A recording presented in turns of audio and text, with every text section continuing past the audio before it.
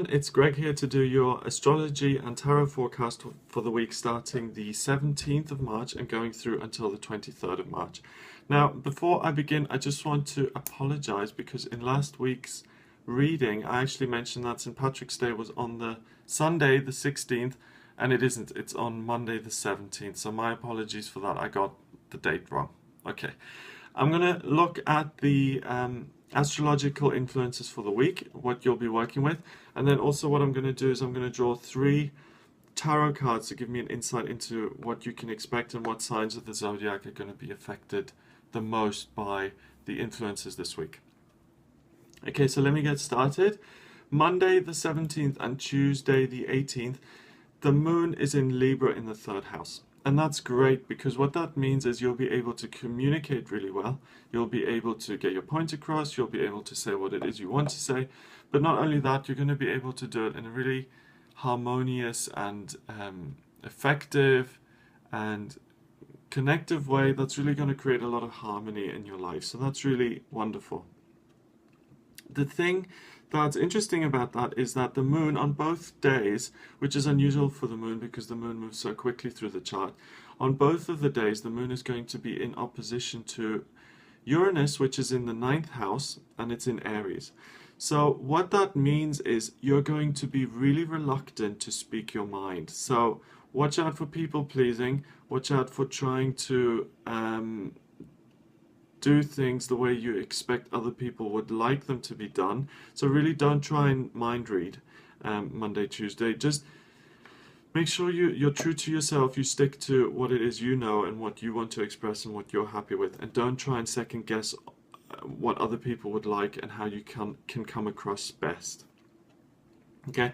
Also on the 18th, it's interesting because Saturn is in Scorpio and Saturn moves from the 5th house into the 4th house. And that's great news because Saturn is the limiter, it's the boundaries, it's the placement, and it's the structure. And it moves out of the 5th house of fun and romance and the public and silliness and just having fun, and it moves into the house of family and background and roots. So because it's in Scorpio as well, it feels a lot more appropriate to be in the 4th house. It means that your family life becomes really much more grounded and structured and there's less conflict, and it also means that you get to have more fun, which is great. So that's in your romantic life and in your friendships and all the aspects where you're just where it's not that serious and you just want to have some fun. Let's move on to the 19th, and the moon actually moves into Scorpio and it goes into the 4th house and it joins Mars and it joins the North Node, which have been sitting there for a while. And what that means is this day you're going to feel a real drive to express something in terms of your family and your home life, your mother, your father, your brother, your sister, something. You're going to want to get your point across and you're going to feel quite comfortable doing that. So just again, whenever that kind of energy comes in, just be sure that what it is you're expressing is something you really want to do. So give it some thought before you do that, and then if you're happy, go ahead. The 20th is the spring equinox, which explains my background this week because it's springtime, which is great. So longer days, more sunshine, warmer temperatures for everyone in the northern hemisphere, which is fantastic news. And specifically, it happens on the 20th of March 2014 at 16:54 Greenwich Mean Time. So late afternoon, we entered the spring season, which is really good news. And also on this day, the moon is in Scorpio and it's conjunct Saturn. It's before Saturn on the 20th and it's kind of behind Saturn on the 21st. 20th, it's quite far away, and then when it passes Saturn, it kind of stops quite closely behind. And what that means is that these 2 days, you're going to feel really together. You're going to feel really structured, like you know who you are. And that's been a real theme lately in the tarot readings, that there's a real sense of becoming more yourself, becoming your own authority figure, creating life the way you want it to be for yourself, and also creating your own personality the way you want it to be, overcoming those things inside of you that you found problematic. So, you know, the anger issues or the impatience or the intolerance, all of those things that people struggle with on a day-to-day basis. You become more of yourself. So just make sure that you check in with yourself what you're actually becoming more like, and if that's something you want to do. So you've got real strength and power to determine who you want to be and make sure that you're going in the right direction, or a direction you want to go in.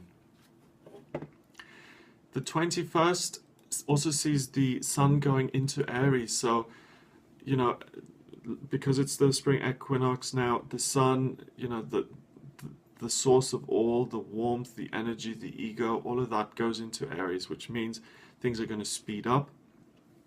There's going to be less focus on emotions, there's going to be less focus on fantasy, and it's real action, fire, and drive now. So expect the world to get quicker, expect things to really start jumping. And, you know, like the seasons, when the temperature warms up, everything else warms up too. Finally, the 22nd and the 3rd, taking us into the weekend. The thing that's most significant here is that the moon is in the 5th house, and on both days it's in Sagittarius. Explore what makes you feel good. Explore the way you have fun. Explore how you are with other people. Explore relationships. Explore romance. Explore all those fun, light-hearted things on the weekend. It's really the perfect time. It's really so nicely themed with spring that it's just time for you to go out there and explore new things and to do things and to just get that kind of input into your life. Okay, let me choose the cards for the tarot cards to give me the 3 main themes in terms of the energy. Let me just shuffle these. I use the Ansata deck for this because it's got a lot of astrological influences on there, and I find that really useful. Okay, so 3 cards. The first card is the moon. The moon obviously being really significant to these weekly forecasts, because the moon moves really quickly through an astrological chart, and the moon rules Cancer. So your Cancer, you're going to be the sign really exploring the most, having the most structure in your life, and really experiencing all those moon influences, particularly this week.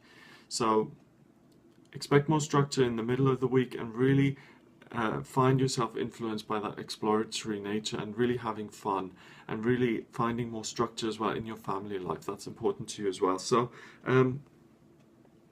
moon is your ruler, so you're going to be influenced by it anyway, but this week really notice that you change as the moon does, so that's important. The next card is the Empress. The Empress represents a new beginning, a new start. It's Virgo and it's Mercury. So Virgo, you're going to be really positively affected by this too. Last on Sunday the 16th, it was a full moon in Virgo, and I don't know about the other Virgos, but I'm a Virgo myself, and the moon was, I posted this on Facebook, but it was like nails down a chalkboard. It was so uncomfortable, and it gave great opportunities to release and to let go and all of those things, but thank goodness that's done with. And now Virgo enjoys the flip side of that full moon, and it's much more about fun and exploring and all those wonderful Sagittarius moon influences. Really enjoy those, because for Virgo, having fun is important. Virgo is critical, it's duty bound and all those things, and can get really in a rut. So really enjoy this time of having fun and just enjoying springtime and the warming of the temperature. Finally, the universe, which is Taurus. So again, Taurus, ruled by Venus. You have real scope for romance this week, that exploratory energy in the 5th house over the weekend, really In particular, be aware that this has positive influence on you, a positive effect, and spring really has sprung for you. And you know, spring being kind of historically the time for romance and new love and all of that, the darling buds of May and all of that stuff. You in particular have access to that whole energy and really make the most of it and really have a good time with it. I hope you have a great week. If you've got any questions, then please get in touch via the YouTube channel here. Send me an email at readings@gregoryscott.co.uk, or get in touch with me on Facebook, facebook.com/GregoryScott444. There's so many ways you can get in touch with me. Also have a look at the readings on the website, which is gregoryscott.co.uk. And if there's anything you need help with, anything you want to look at in more detail, love, relationships, career, you know, it's a great time of year to look around and see where you want to go. If that's of interest to you, then just get in touch and we can arrange that. So have a great week, and I'll be with you again soon.